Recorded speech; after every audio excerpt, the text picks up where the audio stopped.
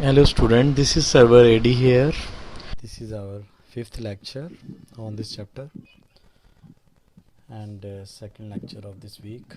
This is brief outline of the lecture. At the start we will discuss about excretion and osmoregulation, and then we will move on reproduction and development. Further phylogenetic consideration will be discussed inshallah in tomorrow class. At the start we are going to discuss about the excretion and osmoregulation in the fishes. We know that all the fishes generally live in the water bodies where there are different type of the environment. The water may be hypertonic or water may be hypotonic. It means containing high amount of salt.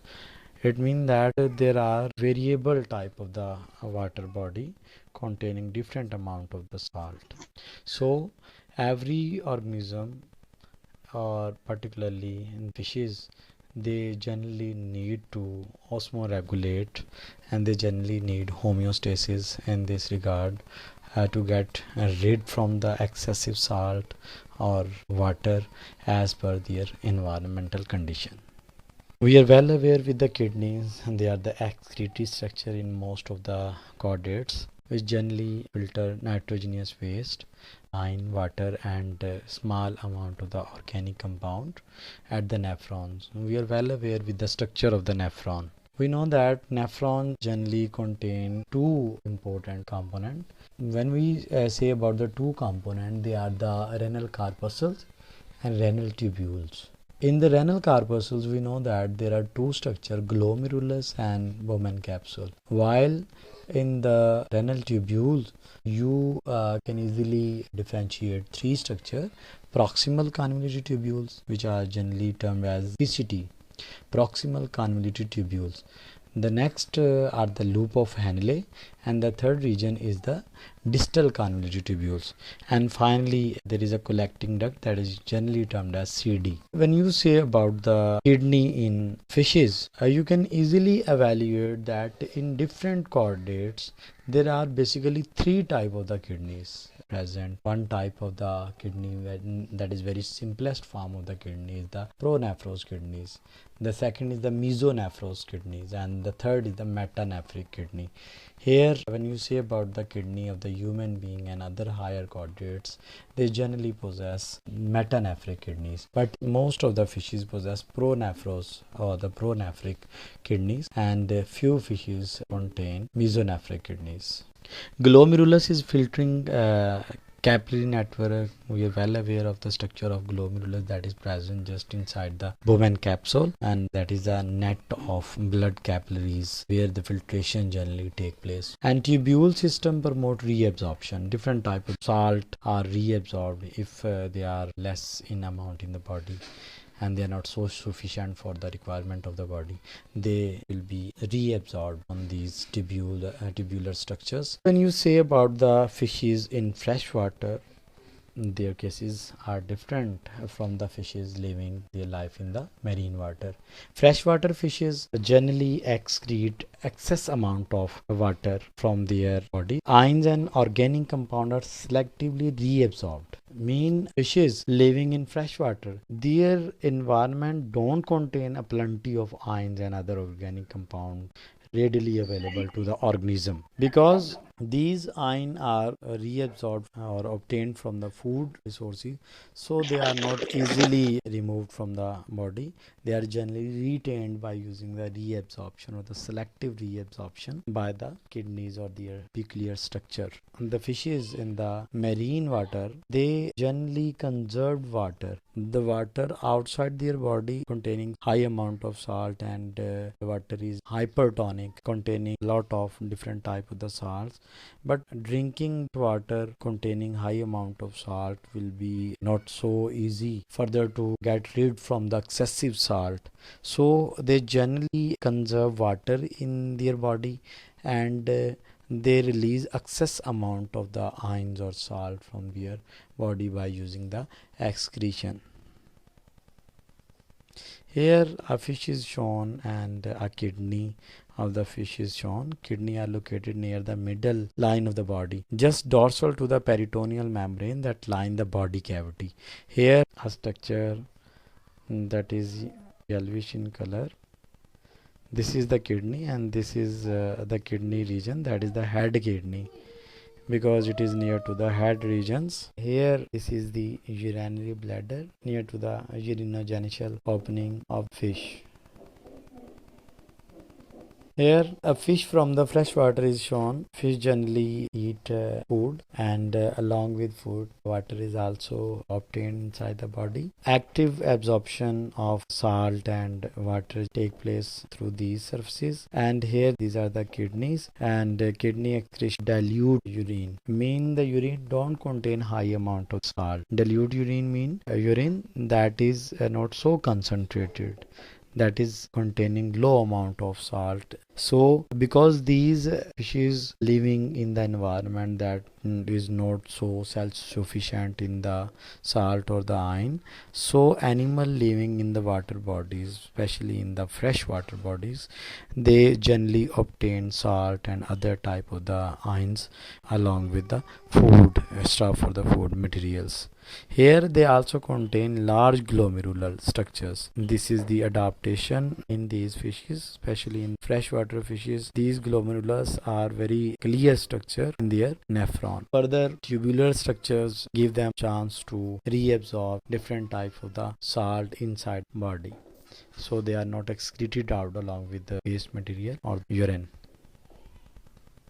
Here a difference of marine and freshwater teleost is seen. When you say about the freshwater teleost, they generally active uptake of salt, and further they obtain food, and diffusion through gills take place, and they excrete dilute urine from their bodies, and diffusion through gills take place.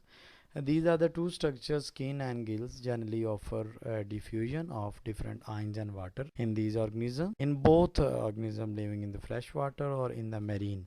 Marine teleosts generally need to actively secrete different type of the ions from their bodies, while the freshwater fishes need to actively uptake different type of the ions from their environment if ions are present in their vicinity in the water. But this is generally not happening as very low amount of the ions are present in their surrounding in their environment.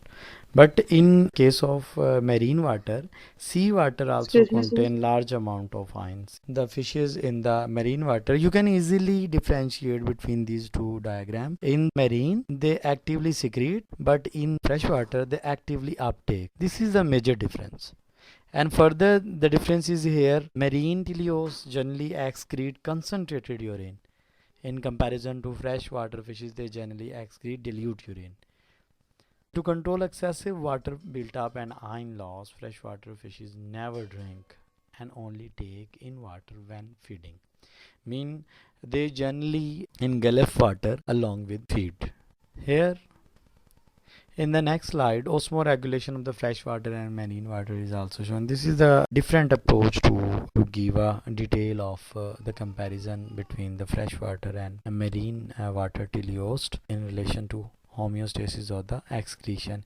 Here this diagram has been included just for the clearance of glomerular containing nephron and aglomerular nephrons. This is the major difference between the freshwater and marine water teleost. As here the fishes from freshwater, they contain glomerulus in their nephron, but when you say about the marine teleost, they don't contain glomerulus, so their nephrons are called aglomerular nephrons. Other differences have been explained in the previous diagram. These large arrows indicate passive uptake or loss of the water or the electrolytes through the ingestion and excretion. You can read easily these lines, what these have been. Here, inset of the kidney nephrons depict adaptation within the kidney. Here, these are the adaptation. I have told you that I have just included this diagram for the clearance of this difference. Otherwise, everything has been discussed in the previous diagram. Further, Elasmobranchs sequester urea in their body tissues. Sequester mean they retained a high small amount of urea in their body tissues, and after that they also possess rectal gland. Few organisms which live in the marine water, they also possess rectal gland. Rectal gland are very helpful in getting rid excessive salt from their bodies. Here, when you say about the diandromous fishes mean the fishes which are living their life in both type of the water bodies, partial in fresh water and partial in marine. For spawning, we have learned about few fishes. They move to freshwater streams from marine water, so they are the diandromous fishes. Here, when you say about the elasmobranchs belonging to chondrichthyes, we are well aware these are the cartilaginous fishes. They sequester urea in their body tissues, mean they seize or they hide some amount of urea in their body tissues. They may retain urea in their body tissues, and after that they also possess rectal gland. Rectal gland are the salt gland which are helpful to remove excessive salt from their body, because they are living in water which contain large amount of salt naturally, and while they drink or uptake different type of the water in their body from their surrounding, definitely large amount of the salt is also captured inside, and that large amount or the excessive amount of salt should be removed or excreted out from the body, and hence they contain rectal gland for the removal of excessive salt. The next are the diandromous fishes. Diandromous fishes are generally the fishes which spend their life in both type of the water bodies in the marine. Partial life cycle is in the marine, and after that they also go during their life cycles or during their lives in fresh water. Gills cope with the both uptake and excretion of the ions. They contain both type of the adaptations as per their environment. Nitrogenous bases, 90% of the ammonia diffuses across gill surfaces generally, and 10% urea, creatine and creatinine generally, they are removed out from the kidney by the help of the kidney. Here creatinine and creatine are the byproducts further of the urea cycle. When ammonia is converted into urea, we know that ammonia is very toxic as compared to urea. Urea can be retained in the body for a long time as compared to ammonia. Ammonia cannot be retained in the body because it is very dangerous to retain in the body for a long time. So liver contain urea cycle which capture ammonia and carbon dioxide from the blood and convert that both these things into urea, which is less harmful to the body and may be retained in the body for a longer time. Here, diandromous fishes migrate between freshwater and marine water. These are the diandromous fishes, these are the lampreys, and both fishes are the diandromous fishes. Fishes have few problems getting rid of the nitrogenous byproduct of the protein metabolism.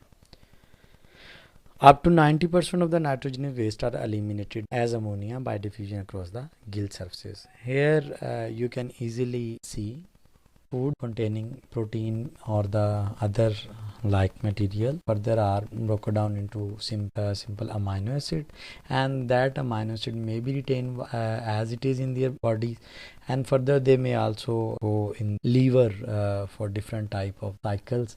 For example, here they generally are split into ammonia and alpha keto acids, and alpha keto acids are further you can say move toward the other cycles, and further carbon dioxide and oxygen are eliminated from the body surfaces, and while ammonia is simply moved towards the gills or other body surfaces where it is eliminated or excreted out from the body, while large amount of ammonia is also moved to the liver and other enzyme where different type of the enzyme work in the urea cycle and convert that ammonia or excessive ammonia into urea, which is less harmful and which may be not so dangerous as compared to ammonia. Next is the reproduction and development. Most fishes are the oviparous, mean generally they lay egg. But some are the oviviviparous, like some elasmobranchs, and few fishes are viviparous, and their fertilization is most of the time is external, and few fishes also contain copulatory structure in the male's body. Clasper are the dominant reproductive structure in the male, which are used for the transfer of sperm, where there is the internal fertilization. Usually a little or no parental care in fishes. You will see in the next slide that they also have parental care, but not of such type as it is seen in higher chordates or in the mammal. Sometimes nest or brooding young, this is also considered as parental care, but because brooding and nesting is not in true definition of parental care, so it is always discussed in a separate heading. Here mouse fishes care little, if at all, for young after hatching. Sunfishes and sticklebacks, these are two type of the fishes. You can also see different type of videos from YouTube or other sources about these fishes. However, provide short-term care of post-hatching youngs. Here, this is the stickleback fish shown while it is taking care of its hatchling, and the upper diagram belongs to sunfish. Ciccielidae, they engage in longer term care. In some fishes, young are mouth brooded, mean they are always hold it in the mouth, and other species stand young in a nest, and few fishes build special type of nest for taking care of their youngs or new hatchling. This is the male Garibaldi cultivate a nest of red algae, and this is the female to lay egg in the nest and defend the nest. Generally, in few fishes, male organism defend the nest after egg have been laid down. This is all for today.